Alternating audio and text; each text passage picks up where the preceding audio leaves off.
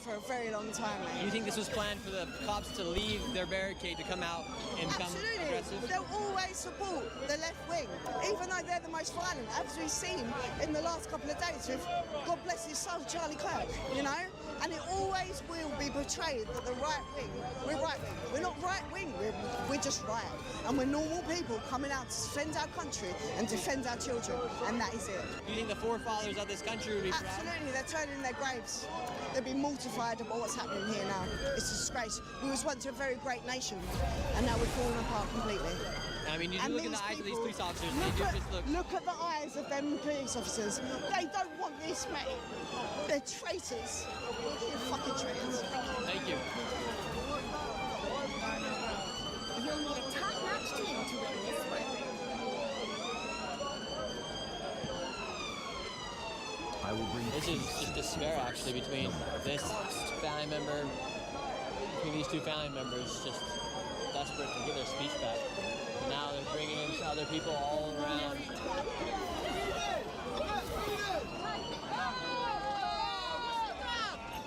Here's the man who was hit. Now we can show it. He's been cleaned up a little bit. He looks like he just survived a UFC fight. Attacking their own people. I'm getting some first aid stuff. where there is food in this universe. I will be there to Do you need an ambulance or anything? You're coming back. He's coming back. We must take control. Who's got the trainer? You gonna have another go? Yeah? You gonna have another go? You gonna have another go? This guy was knocked out by the police. Most likely has a broken nose, blood gushing down his face, and now he's back. He stood up. It looks like he just survived a UFC. Not doing anything. Standing there. No, we're not. I've seen what happened to this poor guy. He was standing down there and he was like you and me are now. He got shoved, turned around, battered in the face. I had to carry him down there to the You're a warrior, man. Look at him. You absolutely love it. You can tell by his face. No shoes. He has lost his shoe. He's standing against the police right now. This man is not stopping. Don't do it again, mate. Honestly, don't do it again. I'm a public citizen and a public highway. I'm allowed here. I'm a public citizen on a public highway. Yeah, arrest me then. Arrest me then.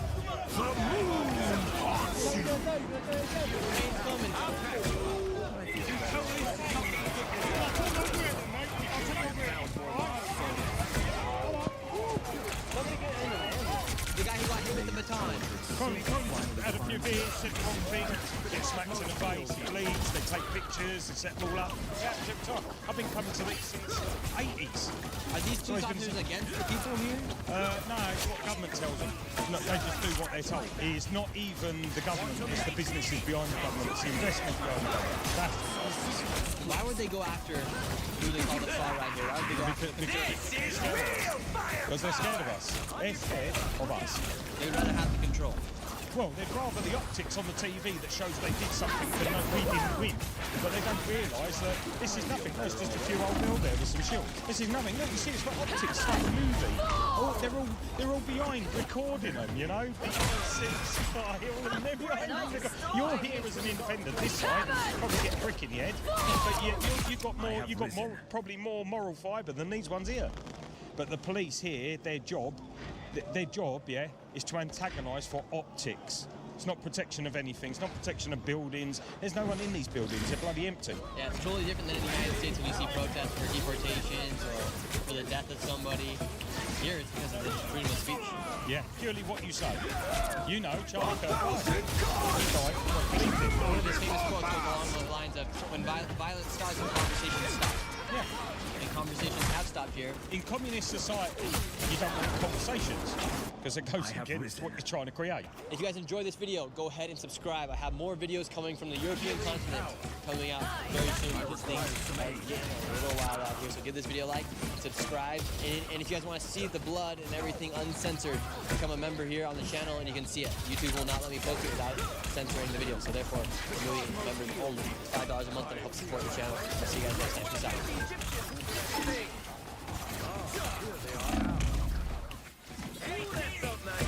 Peace out.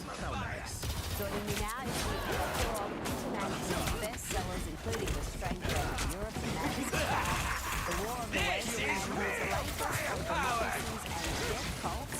Douglas, let's start in DC, where Donald Trump is tackling crime to the dismay of Democrats and media. Look at these crime statistics released by the BC Police Union showing a dramatic rise since the announcement of federal control compared to the 7 days prior. We're seeing robberies down 46%, carjackings down 83%, violent crime down 22%. Who can possibly be against that other than criminals? I've made my Well, share. Democrats and other Only 60 seconds critics, most feverish critics, have all been against this from the very beginning. It's extraordinary. President Trump has a very straightforward thing, which is that DC should not be allowed to fall any more than any other American city. But also, it should be looked after because it's the place where people arrive in, statesmen, politicians, businessmen, and tourists. And if Washington, D.C. is covered in homeless encampments and is rife with crime, then that's the sort of thing that makes people believe that this is a little symptom or big symptom of a much wider problem in the nation. And that's the main reason why Trump has decided to have this crackdown. As you've just shown there, it's clearly already got around. I just wish that first of all, critics of Trump would be patient. If he does something provably worse, would give him a and secondly, that all of those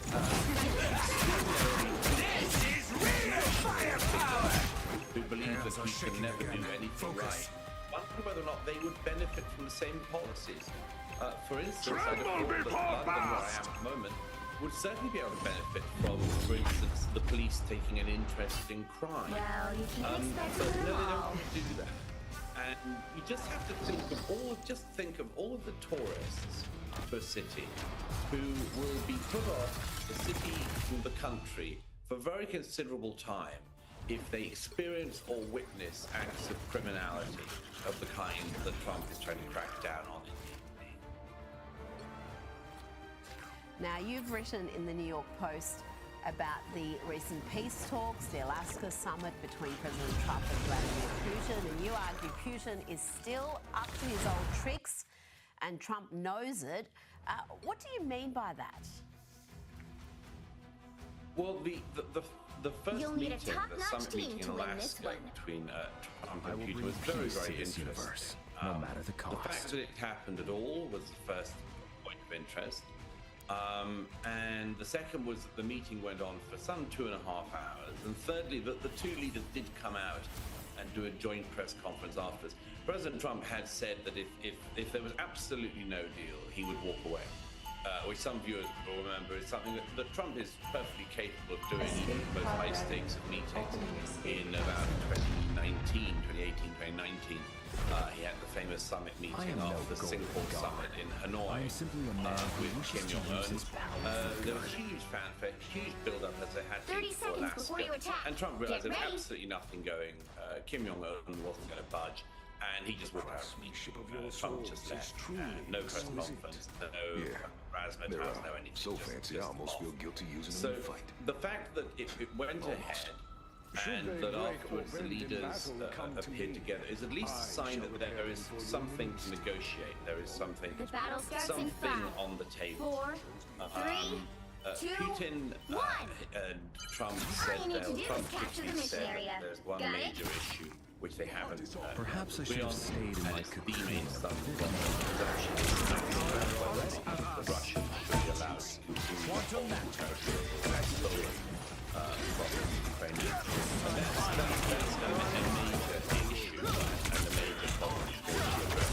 But at least the whole thing showed that, first of all, we have. Secondly, that I think, again, a lot of critics are credit for this.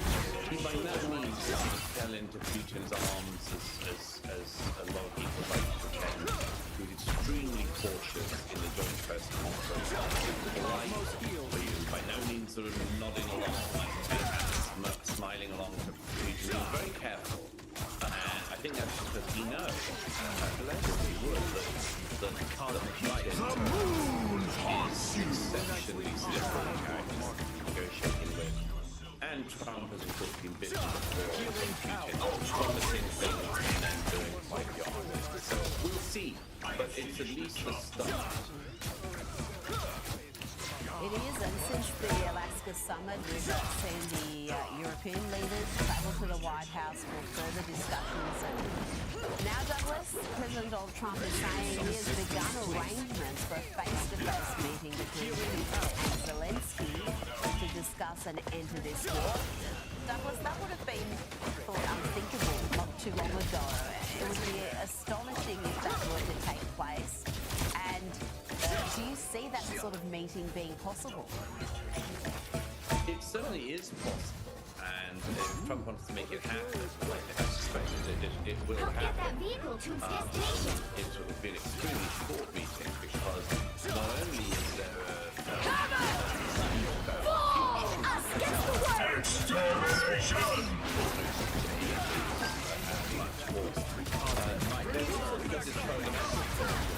kept coming across interest in Putin in Alaska, which is what were the causes of it?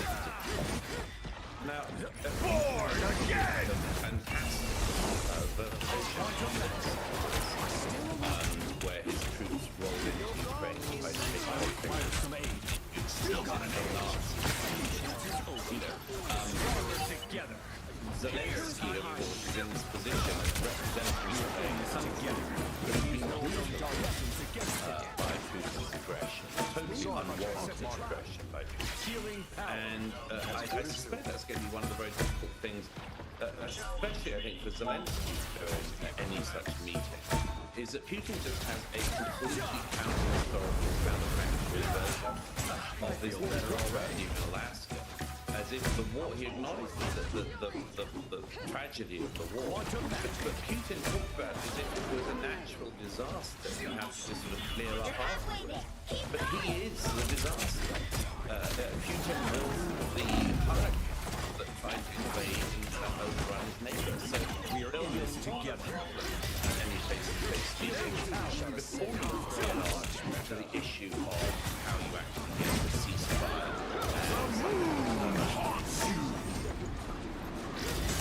Now to a story about who does fantastic work in exposing the worst of academia. He reports Harvard University's Center for Middle Eastern Studies is co-sponsoring an event featuring Sami Al-Arian. This is a man, Douglas, who has pled guilty to, in the past, providing assistance to a US designated terror organization that specializes in suicide bombings. What is Harvard thinking co-sponsoring an event like this? It's so crazy. I mean, Arian is somebody who's been on the radar for a very long time. Why any student in America should need to get suicide bombing instruction or terrorism encouragement from such a figure, I just don't know. And it's up to the agency of Harvard at this stage when it's involved, perhaps as the most prominent university in America, be involved It's just madness for Harvard to host something that's provocative. But you go back to that root question you and I have talked about before, Rita, which is like, what do these institutions think they're for? Like, what does Harvard University actually think it's for? What do these universities think the purpose of the university is? Born again! Is it that the students should get heavily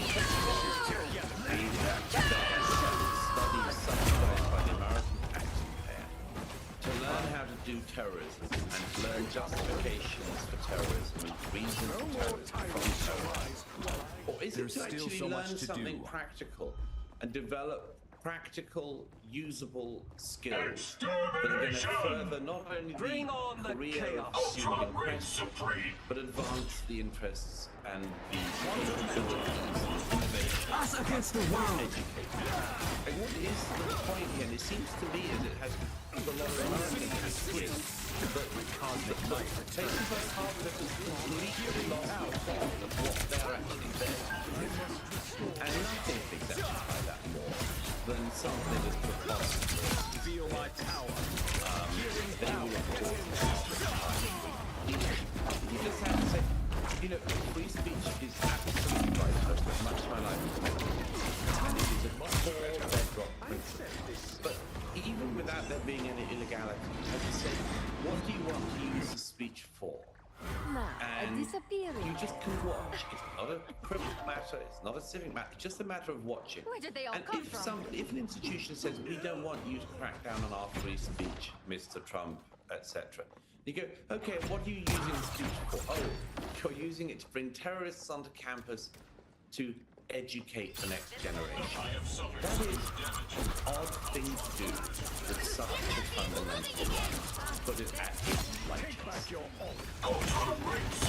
is an odd thing to do, and if you're going to claim free speech, then you better be consistent about it. And Harvard and other universities have not been. You can't hardly get a mainstream conservative on campus without all sorts of uproar from the staff as well as the students. So yeah, the free speech argument is a positive at Harvard. But I want to ask you about what's happening in the UK with the Tories. They're going to be flying in the polls. We've got the Keir Starmer government, they're in it.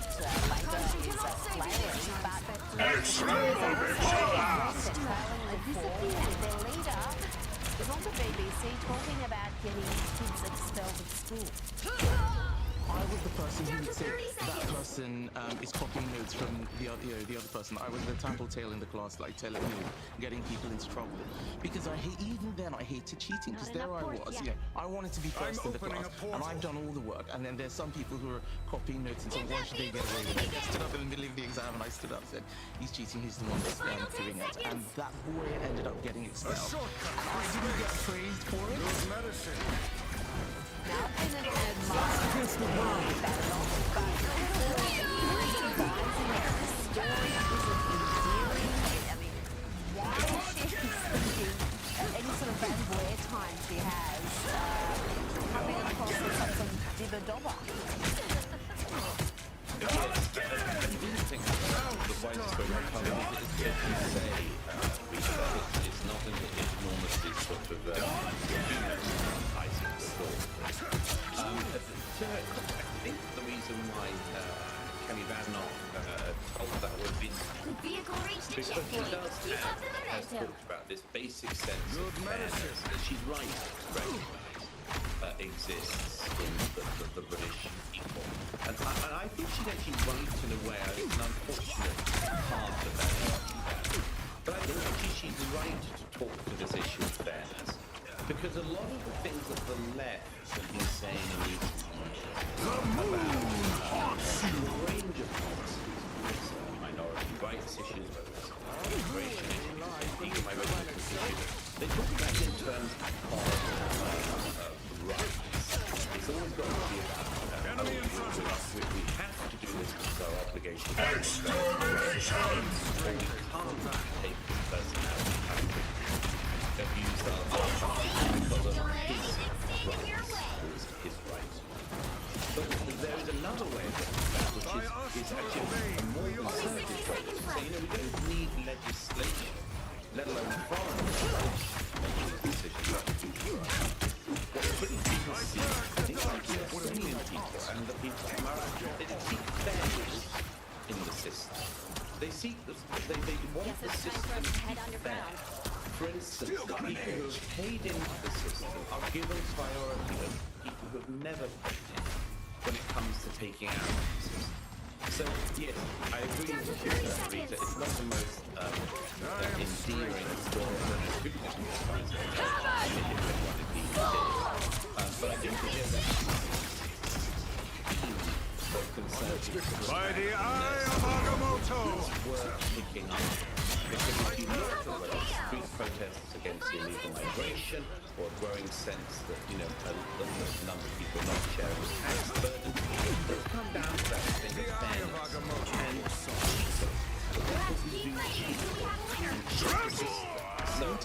yes, there is something.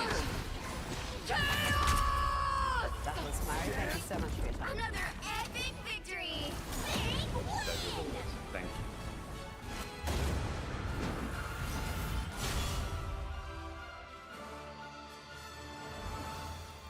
Joining me now is the author of groundbreaking works, international bestsellers, including The Strange Death of Europe, The Madness of Crowds, The War on the West, and his latest on democracies and death cults.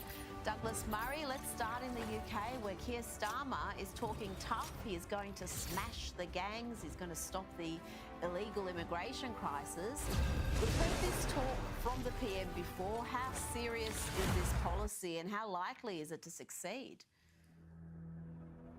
Well, it's very unlikely to succeed at the moment. You'll need a He top-notch seems to team be to win this one. trumpeting a deal he's done with French President Emmanuel Macron for a so-called one-in, one-out policy. It's not clear to me or to the British public, I think, why I will if bring hundreds peace to this of people universe, are managing no matter the to pour cost. in every day to the UK, you should trumpet a sort of occasionally you'll get one person back out policy. But the main thing is this the obsession that the government has with smashing the gangs. It's very typical politicking, this.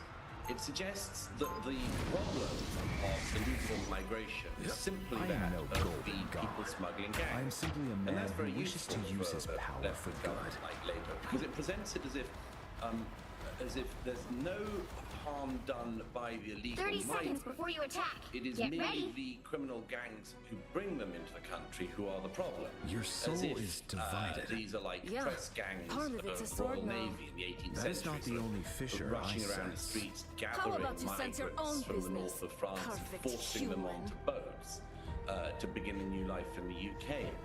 That isn't the case. The people smuggling gangs are part of The it, battle but starts they're in not 5, themselves 4, the problem. 3, They're just 2, one 1. part of it.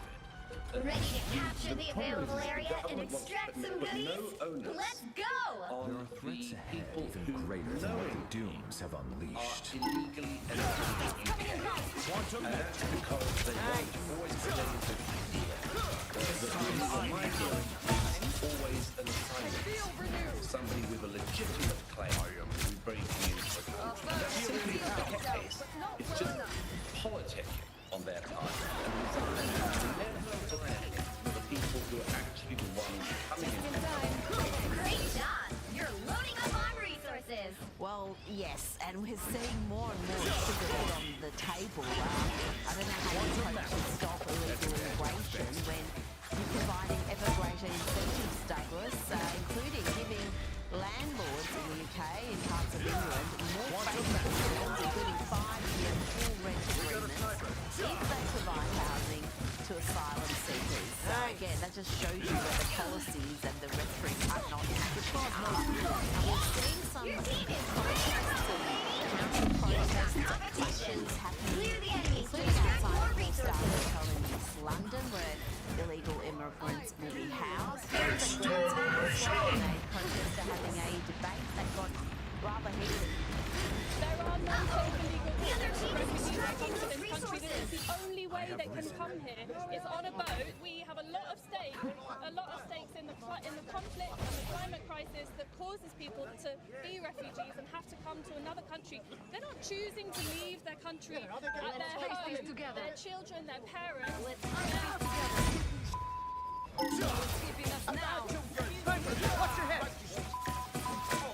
Douglas, the anger is palpable there. People are fed up that Behold the Born again! Oh no! A Labour government who seems to be governing like the Greens. Looks like resources are running low.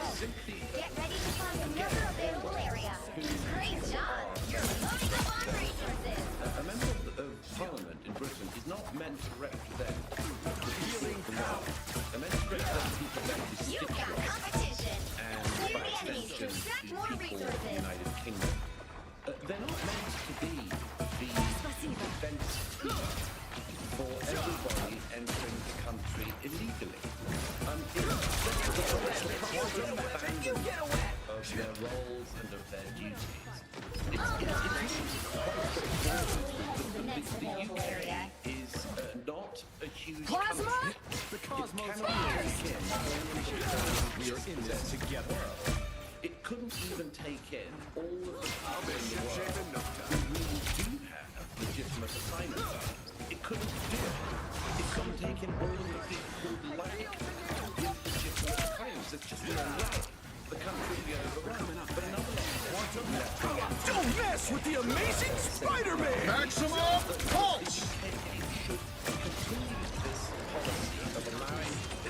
Great job! You're loading up on resources. You've got competition. Clear the enemies to extract more resources. country needs to stop. Absolute Abandonment of their duties.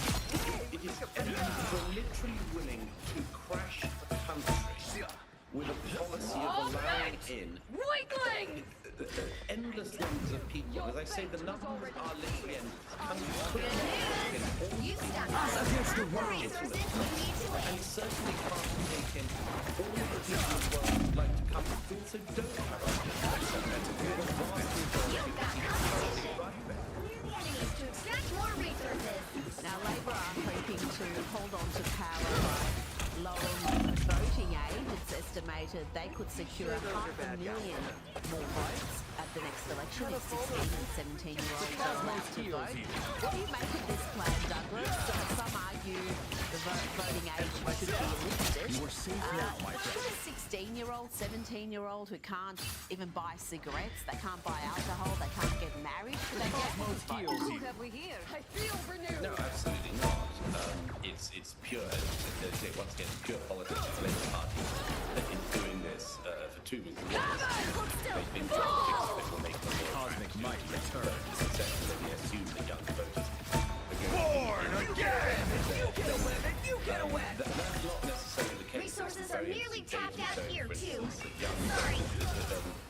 Disproportionately by population, like Second chances over. UK, Nigel Farage, if that were to happen. But as you mentioned, Rita, it obviously the case that you can't, you're not deemed to be of age by a cigarette. You've got competition. Clear the enemies to extract more resources. At least two later. Fantastic. Didn't seem to realise when interviewed on air that you're not allowed to marry at 16. So they don't even know. They try Now let's go to the US and President Donald Trump looks like he's going to be pulling the US out of UNESCO. That's the United Nations Educational, Scientific and Cultural Organization. This decision comes after a 90-day review and this organization was deemed to be anti-American, anti-Israel and pro-DEI. Three things that the Trump administration does not like, and it's not unprecedented. President Reagan also withdrew the US from UNESCO. What do you think of this decision? Yes, I mean, the Trump administration doesn't like anti-American national bodies, and that's something step by step, not controversial. But there's so many people seem to think that any organization with US in the title must be angels, effectively. And that isn't the case. And there's just a fundamental misapprehension at the root of a lot of people's worldview, which is that because something is an arm of the United Nations, it must be doing the Lord's work. And yet the problem with the United Nations now, and